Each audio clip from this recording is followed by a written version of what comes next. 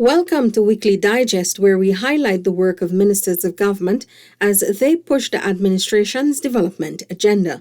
Picking up from where we left off last week, 76 persons from Region 10 graduated on Friday last with a life skill through the Board of Industrial Training BIT Youth Empowerment Program.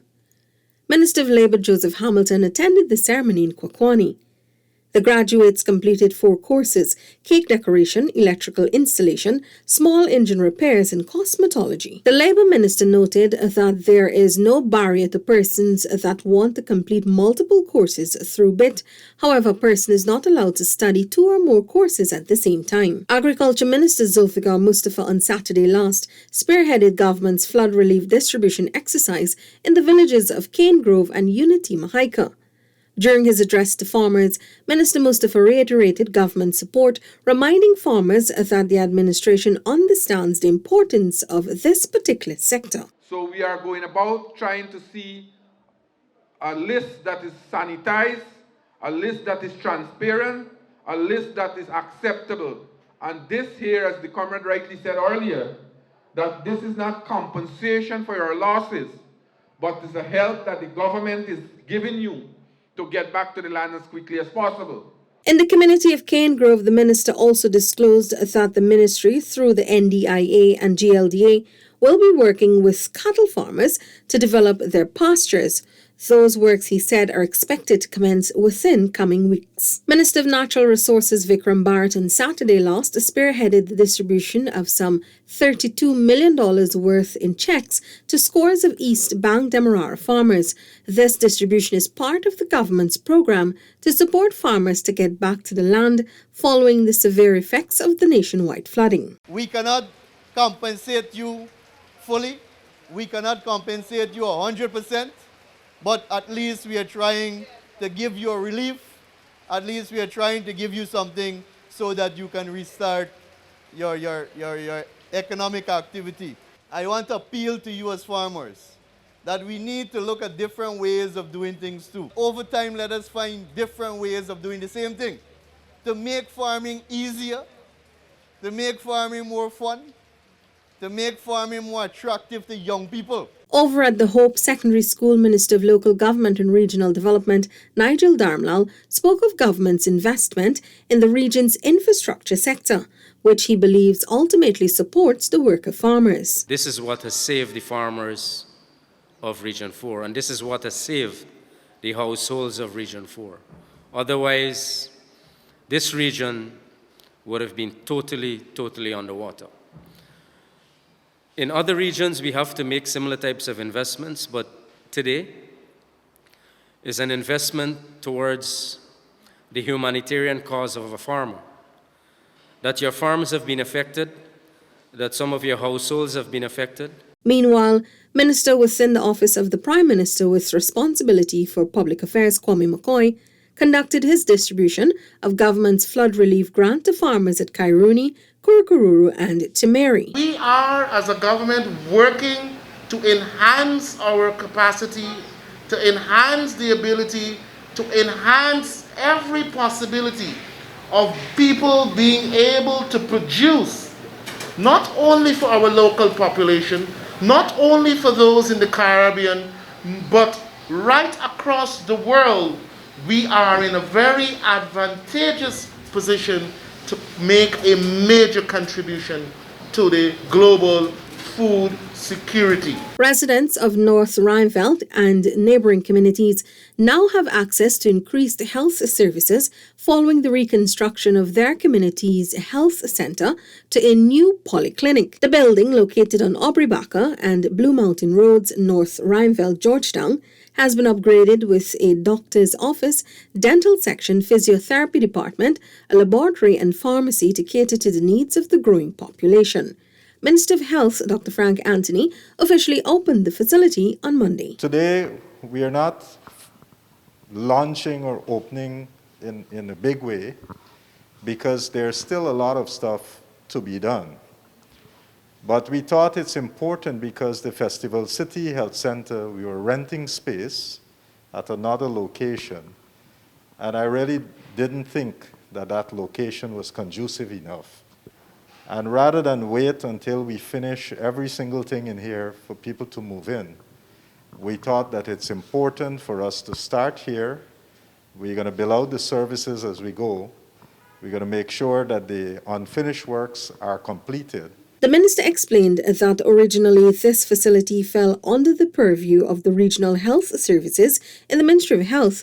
However, a decision was taken to have the management of the facility come under the Georgetown Public Hospital Corporation. Vice President Dr. Bar Jagdeo on Monday engaged the media in several topics of national interest. At the Arthur Chung Conference Centre, Dr. Jagdeo addressed topics such as the environment, the energy mix and oil and gas industry. We will achieve 50% reduction in emissions from that sector, the energy sector, by 2025, and by 2027, 2028, we'll probably go up to about 70% reduction in emissions from the energy sector. In fact, we will be foremost in the world if we achieve those numbers, and we intend to achieve them because we already have the projects either being awarded or on the implementation. We have a problem now with the grid,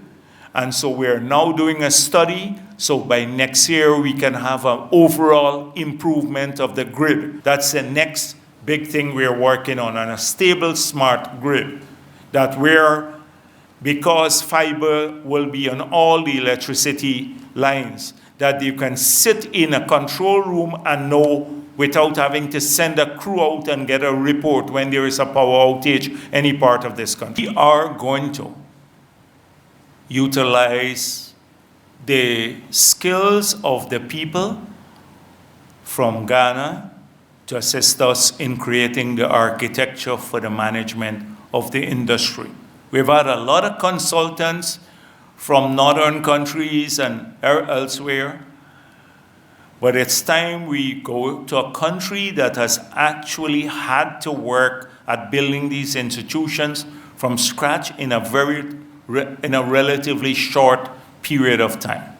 And they have, I tell you, enormous experience at doing so. The government is also conducting a study to determine the way forward for more stable electricity. The Vice President also announced the visit to Guyana by the Deputy Minister of Energy from Ghana. Tourism Awareness Month 2021 was also launched this week under the theme Preparing for a New Frontier, Stimulating Innovation and New Businesses Within the Tourism Sector. The launch took place at the Bemidji Eco Lodge by Minister of Tourism, Industry and Commerce, Onich Walron. These community-owned and led products are an indispensable component of the integrated strategy that we have for tourism in Guyana. And we consider them to be just as important as the internationally branded hotels that we're seeking to attract to our country, 4 of which are already in the advanced stages of development. The minister said such facilities supported under the community-owned and led initiative are integral to the broad-based economic development that the government is working to see realized in all parts of Guyana. Our country is uniquely positioned as a premier destination for ecotourism, with numerous eco-lodges and camping sites, especially throughout the interior regions. With an understanding of the still untapped potential, the government of Guyana will soon publish expressions of interest for the development of new eco-lodges and resorts, offering attractive incentives.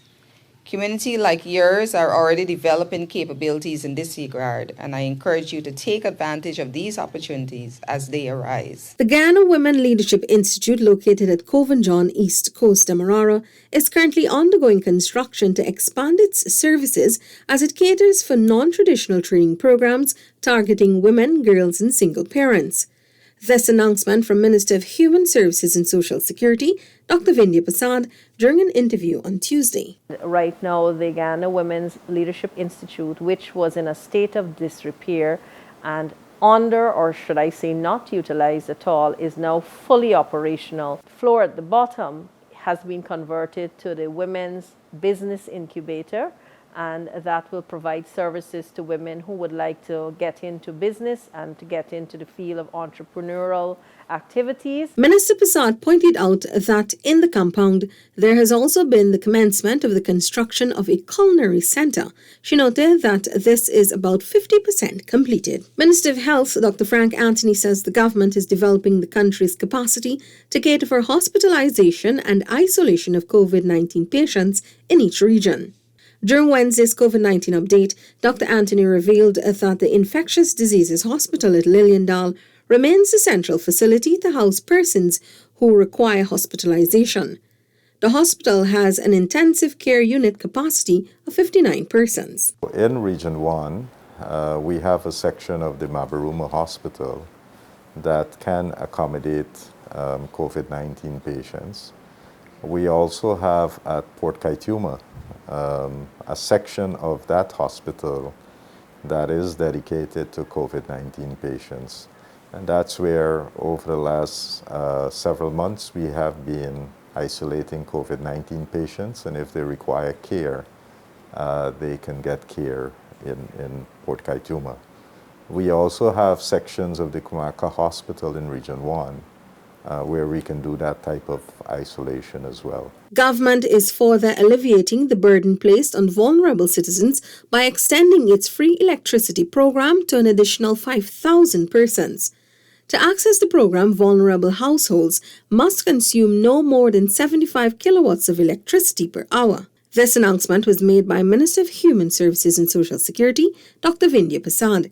Minister Prasad said she was delighted to have delivered on yet another promise focused on providing relief amid the COVID-19 pandemic. It is envisaged that before the end of November, everybody would have benefited from that measure, which I think will go a long way towards alleviating expenses that they would have experienced through GPL and light usage or electricity usage. And this is a commitment that would have been made, and we have definitely delivered on that. Government will soon undertake a proactive approach to regularize and upgrade the Eccles Industrial Estate on the East Bank, Demerara.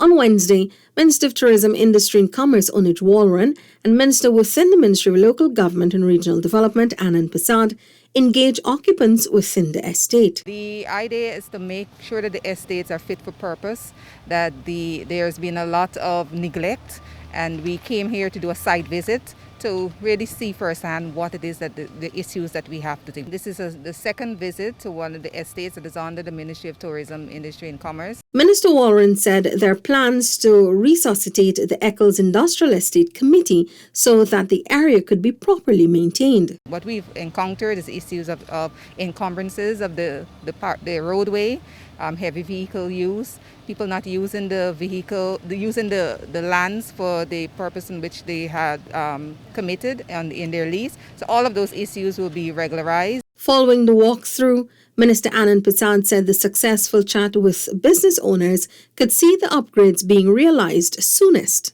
Basically, my input with the business owners is that we want to make sure that the occupation health and safety rules are adhered to.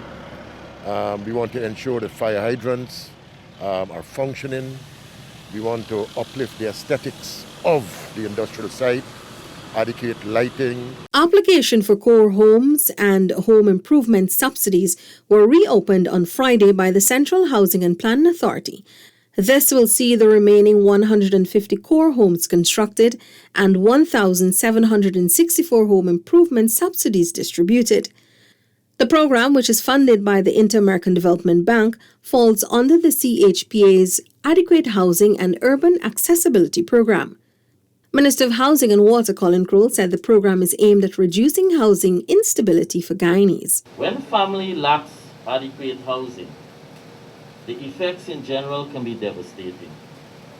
Inadequate housing is often linked to homelessness, abuse of all kinds, neglect, high rates of absenteeism, even from work as well from the children's perspective, school. When this program was first rolled out, it did not receive enough interest.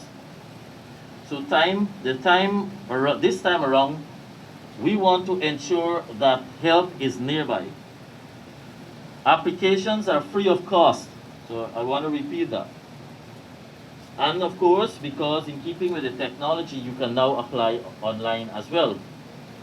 So through our regional offices, we also have where the local authorities, each one of the NDCs, in Georgetown case, the municipality, you can uplift your application forms, and of course here as well as our central office. While Minister within the Ministry of Housing and Water, Susan Rodriguez, noted government's dedication to delivering adequate housing for all Guyanese. This adequate housing and urban accessibility program that is funded by the IDB in collaboration with the Government of Guyana helps to improve the lives of ordinary Guyanese, help to improve the lives of our most vulnerable population.